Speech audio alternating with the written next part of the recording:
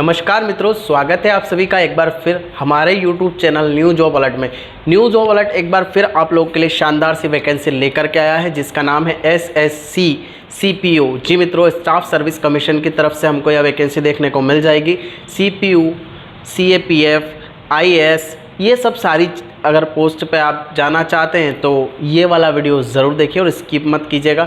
अगर आप हमारे चैनल पर पहली बार आए और पहली बार हमारा वीडियो देख रहे हैं तो हमारे चैनल को सब्सक्राइब ज़रूर कर दीजिएगा, क्योंकि इस चैनल पर हम शानदार सी नई नई वैकेंसीज़ के अपडेट लाते रहते हैं। चलिए मित्रों, डीप में जान लेते हैं SSC CPO वैकेंसी 2022 के बारे में।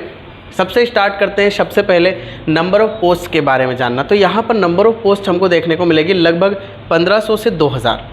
जी हाँ मित्रों, 1500 से 2000 पोस्ट पर यहाँ पे हमको भर्ती देखने को मिल जाएगी। हो सकता है थोड़ी सी संख्या ज़्यादा और कम हो सकती है, मगर लगभग हमें इसी क्वांटिटी पे देखने को यह पोस्ट मिल जाएगी।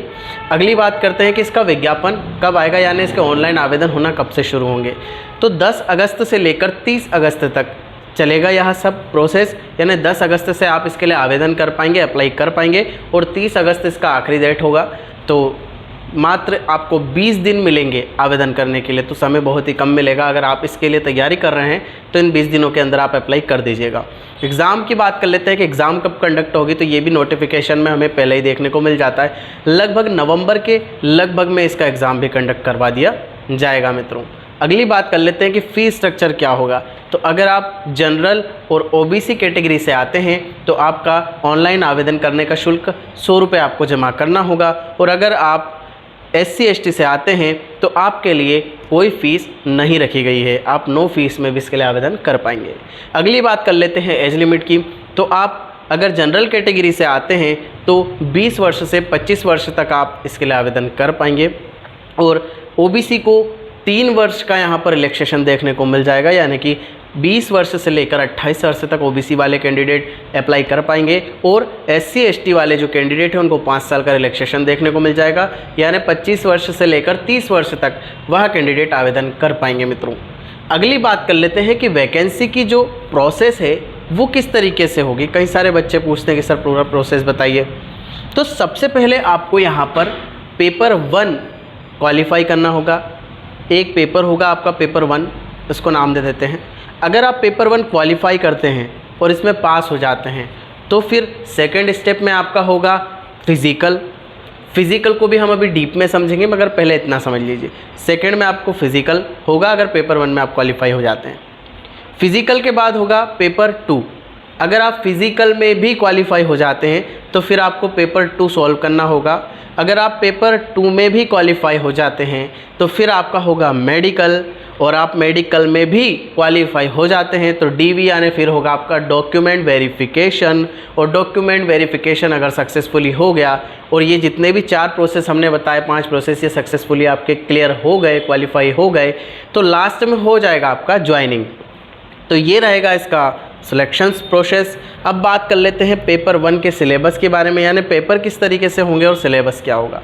तो पेपर 1 का जो सिलेबस रहेगा मित्रों, नंबर ऑफ़ 200 क्वेश्चंस यहाँ पर हमको देखने को मिल जाएंगे, जो कि 200 नंबर्स के होंगे, यानी 200 प्रश्न होंगे और 200 नंबर के होंगे। एक प्रश्न 1 नंबर का यहाँ पे आपको देखने को मिल जाएगा।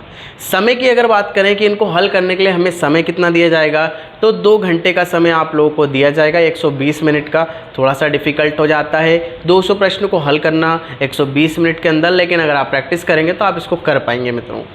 अगली बात कर लेते हैं इसका माइनस पॉइंट क्या है। तो इसमें नेगेटिव मार्किंग रखी गई है 0.25 नंबर की।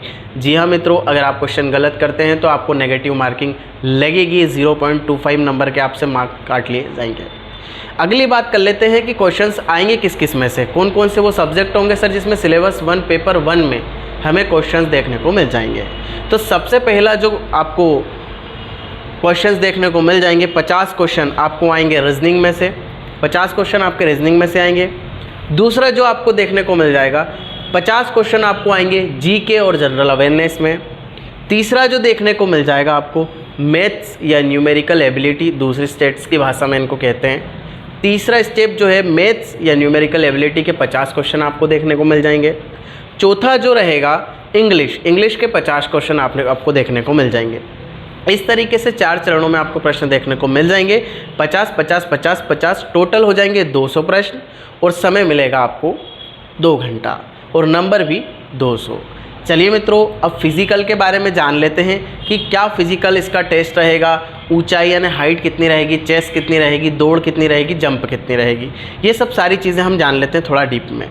तो यहाँ पर लिखा गया है अपने जो नोटिफिकेशन है उसमें, male candidate excepted those listed at as number of first and second, यानी जो फर्स्ट और सेकंड लिस्ट में सिलेक्टेड हो जाते हैं उन लोगों के लिए जो हाइट मांगी गई है 170 सेंटीमीटर के लगभग मांगी गई है।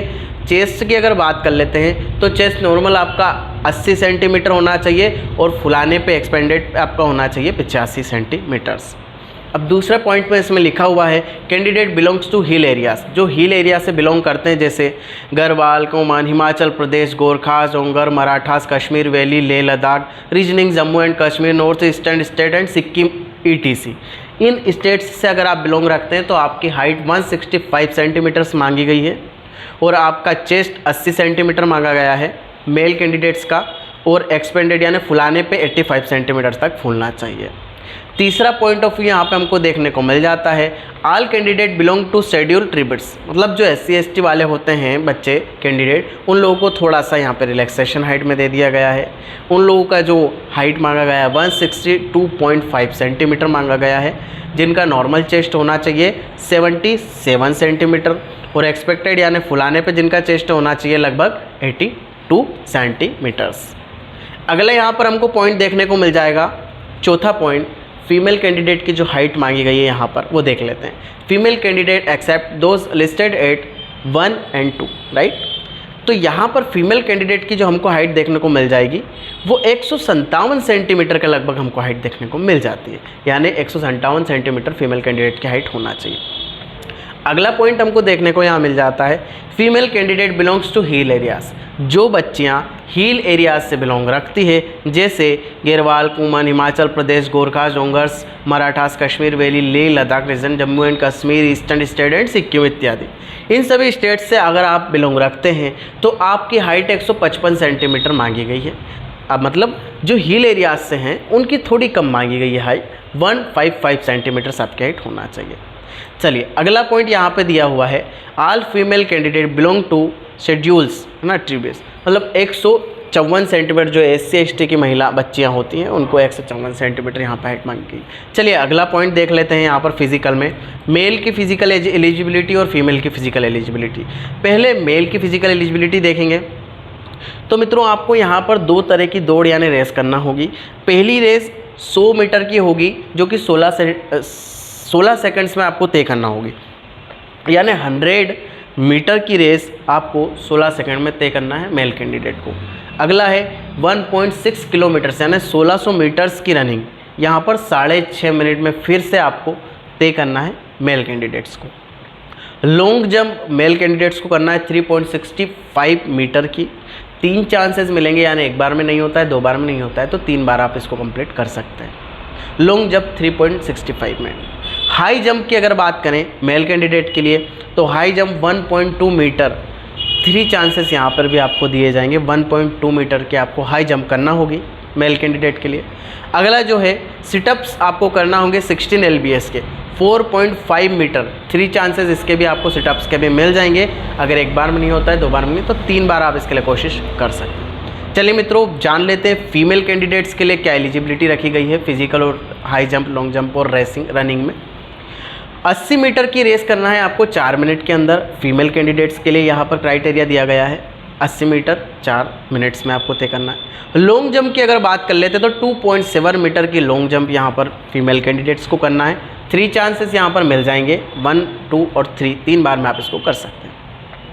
हाई जंप की अगर बात करें तो 0.9 मीटर की आपको हाई जंप करना है फीमेल कैंडिडेट को, इसमें भी आपको 3 चांसेस देखने को मिल जाते हैं फीमेल कैंडिडेट्स को, जिन्होंने एक बार में नहीं हुआ दूसरी बार में आप उसको ट्राई कर सकते हैं। तो ये रही फिजिकल एलिजिबिलिटी। मित्रों अब आगे बात कर लेते हैं, इसके बाद आपका होगा पेपर 2। पेपर 2 में भी आपको जो है 200 क्वेश्चन देखने को मिल जाएंगे जिसमें 200 अंक रहेंगे। समय रहेगा आपका वही 2 घंटा। माइनस मार्किंग आपके 0.25 जो है नंबर्स की रहेगी, नेगेटिव मार्किंग। इसके अलावा अगर आपको नॉलेज की अगर बात करें लैंग्वेज की, तो लैंग्वेज इंग्लिश लैंग्वेज और कमर्शियल नॉर्मल लैंग्वेज आपको आना चाहिए। ये सब क्राइटेरिया होते हैं आपके एसएससी और सीपीयू, एसआई, सीएपीएफ इन सभी की भर्ती के लिए। मित्रों, इसी तरीके के शानदार वैकेंसीज के वीडियो देखने के लिए बने रहिए हमारे साथ। एक के बाद एक हम वीडियो लेकर के आते रहेंगे। जैसा कि हमने पहले एक वीडियो में बताया था कि अगस्त माह में बहुत सारी वैकेंसीज आने वाली हैं, हो सकता है कल फिर कोई वैकेंसी निकल जाए। तो मित्रों, कहीं मत जाइए, हमारे चैनल को सब्सक्राइब करके रखिए। हम पूरी डीप में वीडियो आपको लेकर के आएंगे और अगर आपको अच्छा लगा वीडियो तो ज़रूर लाइक कर दीजिएगा। इसी तरीके के शानदार से वीडियो देखने के लिए और ज़्यादा जिनकी एबिलिटी 12वीं पास है तो डिस्क्रिप्शन में जाकर देख सकते हैं, सारे वीडियो हम लिंक दे देंगे। और आप हमें इंस्टाग्राम पे भी फॉलो कर सकते हैं, जिसका लिंक हम डिस्क्रिप्शन में दे देंगे। आप हमें इंस्टाग्राम पर भी फॉलो करिए, डिस्क्रिप्शन में लिंक पर क्लिक कर करके। और इसी तरीके से अपना सपोर्ट और समय हमें देते रहिए। आपका कीमती समय देने के लिए मित्रों बहुत बहुत धन्यवाद।